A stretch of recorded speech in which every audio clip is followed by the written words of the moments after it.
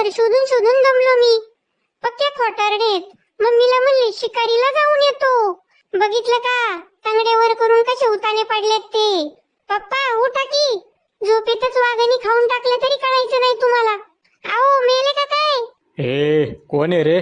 माझं जेव्हा उठलंय मस्ती आली काय? हो पप्पा मी तुमचा पिंटू आहे.